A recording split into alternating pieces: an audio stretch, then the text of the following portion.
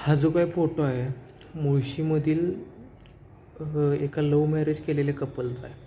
2023 म्हणजे यांचा विवाह झाला आणि हा जो मुलगा एका पॉलिटिकल घरातला आहे. राजेंद्र हगवणे यांच्या मुलाचा मुलगा आहे तो.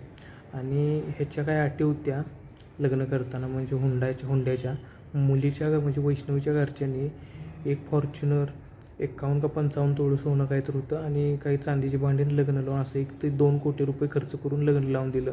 लग्नानंतर ह्यांच्या मागण्या वाढत गेल्या.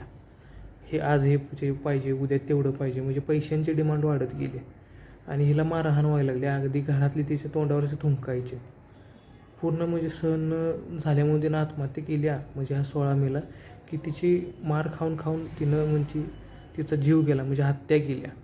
आणि ज्यावेळी तिला म्हणजे पाहिलं तिच्या वडिलांनी कबुली दिली की असं बोललेत की तिच्या पूर्ण अंगावरती असं मारलेलं वगैरे वन होतं.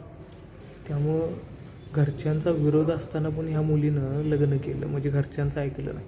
त्या मुलीने एक लक्षात ठेवा की असा आंधळा विश्वास ठेवून असं घरच्यांच्या विरोधात जाऊन असं लग्न करू नका. हे तुमच्यापुढं उदाहरण आहे. ते मुलगा गरीब असून त्या मुलाचा बॅकग्राऊंड बघा, ते पोरगं कसं आहे बघा.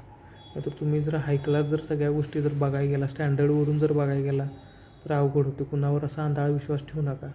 आणि सगळ्यांना म्हणजे माझी विनंती आहे शासनाला की वैष्णवीला न्याय मिळाला पाहिजे असं मला वाटतं.